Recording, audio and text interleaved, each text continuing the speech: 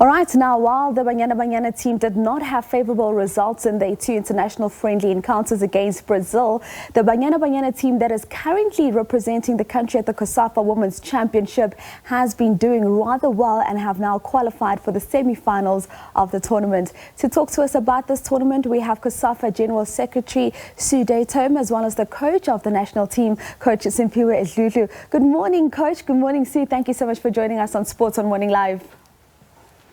Good morning. Sue, let me start with you. Now, you are hosting a COSAFA tournament so soon after the last one that you hosted down in Durban. Talk to us about what you're doing differently for this tournament in Gqeberha in terms of improvements. Well, the one that you're alluding to having taken place in Durban, that was, remember, a club championship. That was the Women's Champions League. Whereas this is the national teams, the senior national women's teams of the countries. We've got 12 teams here participating in what has become known as the home of the COSAFA Women's Championship in Gqeberha. This being the 5th edition that we are actually playing here in the city.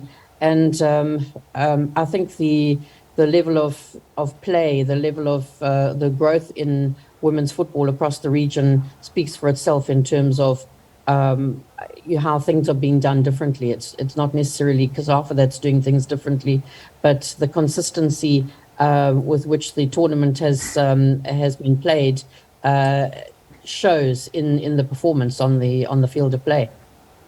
And Coach Simphiwe Dludlu, first of all, congratulations for making it into the semi-finals of the tournament. Now for you, I'm looking at this Banyana squad you're playing with. Your role is also to just create depth for the African champions. And having seen how the team has been playing, where would you say we have a lot in abundance and what would you say still needs to be improved from a playing perspective? Good morning. I think we are on the right track with producing players, the type of players that we have in the national teams. I think we just need to improve on consistency of playing at the highest level, which means we are on the right track right now, playing opposition like Brazil, the Netherlands.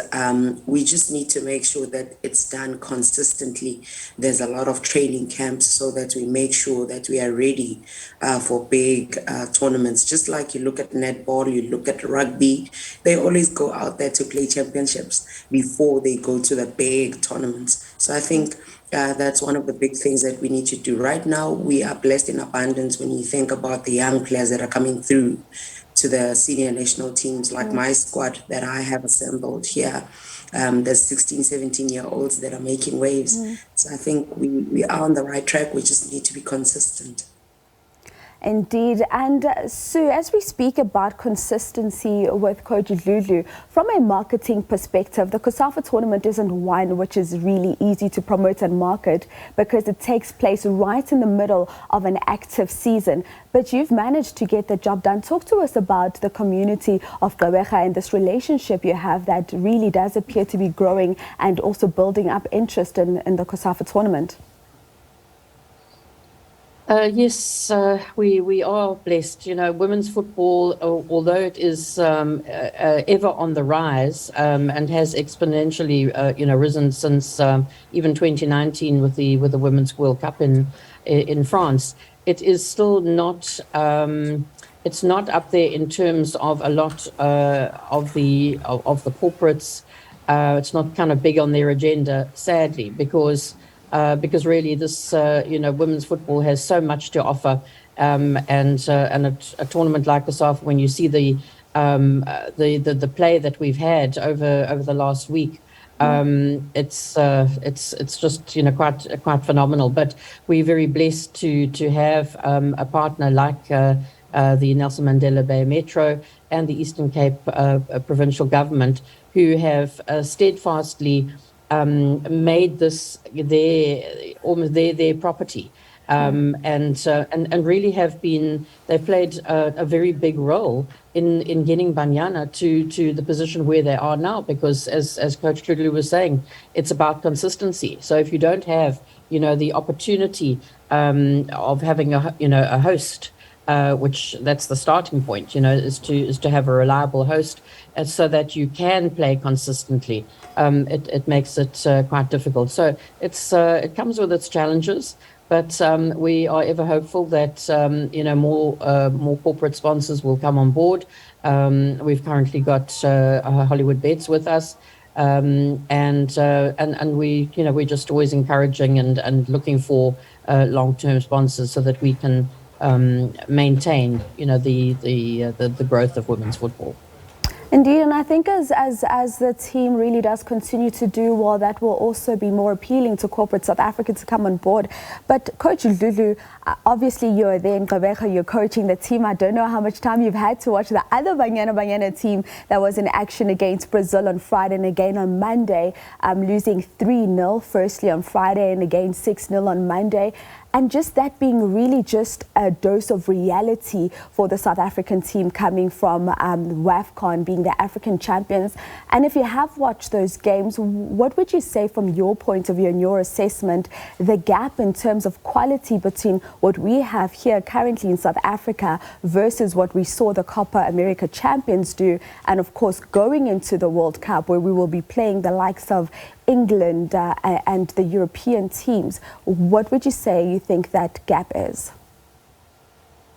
Look, I looked at a couple of teams that were playing right now. When the USA beat Nigeria 4-0, I saw Costa Rica lost to Colombia, Canada won. So it just shows you the level of women's football all over the world. Because if you compare the WAFCON to the Euro championships that was happening at the same time, almost, you can see the level and the standard. It's because European teams, American teams are a couple of years ahead of us in Africa. And Nigeria is probably the one team that is closest to the type of competition overseas, because they've been longer exposed to such competition. So I could say that we are not too far, like we are a bit far, but we are not dead end, because we no longer get thrashed 10-0, 12-0. If you look at 2003 when we played China and we lost 13-0, right now we could play China. The same result will never be existent, So I think we just need to make sure that our domestic leagues are run properly. So if you see the Hollywood Bet Super League right now has produced so many players, like I'm able to have a squad that is in the COSAFA. Coach Days was able to have a squad that played against Brazil, and it was quality squads. So that just tells you what the professional league can do once it's in place for a country, and how many players you are able to export overseas, because they have the experience to go overseas, and when they come back into the country and they bring the experience, because you can see Thembi Kgatlana, Linda Motlhalo, Jermaine Siopeseno, all those players in South Africa have made a big difference in our national team. And if you look at the Nigerian team right now, in the WAFCON, 21 of the 23 players in the squad play overseas, and you can see with the quality of the squad. So it means we need to make sure that we expose our players from under 17, under 20, so that when they get to the senior national team, it's second nature, So I think those are the things that we need to improve on a lot. And I'm happy that we got to play Brazil now, so that we know what does it feel like to play against other champions from other continents. Brazil is number 9 in the world, and the last match they lost against New Zealand. So that just tells you this is a team that is able to play any type of formation, any weather, anywhere. So we need to go out there, even outside of South Africa, go and play these big teams overseas, so that we are able to adapt, be exposed, and then we can fix in the process. Because you don't just learn by watching the games and it ends there. By playing such competition, it exposes us and helps us to be able to have a big pool of players that have the quality to go and compete. And Coach, obviously, as we speak about just having the quality to compete, your team's done really well. You're going into the semi-finals now. Talk us through your preparations and expectations in the semi-final, and how you look to walk into it to ensure that you get a victory. Look, yesterday we couldn't train because we had a lot of tired bodies. In the last group match, we played against the wind and against a very strong opposition as well. So we needed to rest completely because it wouldn't help us to go out there and just try to fix in such a short space of time. But today we'll be off to training to try and, see how we can come up with another plan to go against Namibia, who is a very athletic team. They're aggressive, they're very athletic, and I think they also have goals in them. I was looking at the top four that has qualified for the semifinals. Teams do not concede. Zambia has not conceded a goal. Namibia is probably the only team that has conceded 3 goals. The rest of us, we've conceded 1 goal, 2 goals, no goals. So I think it's going to be important for us to take this one with so much introspection. Because this will be the time where our team needs to know that last year we came forth and this year we have an opportunity to do one better. And we are just looking forward to that. We just want to go out, give everything so that we know that we've done our best, even when we don't achieve, but we would have done our best. Thank you so much, Coach Sue. Thank you for your time here this morning. Congratulations on hosting yet another COSAFA tournament. Coach Dludlu, good luck to you. I hope the next time I speak to you, I'm speaking to you as a champion coach. Thank you.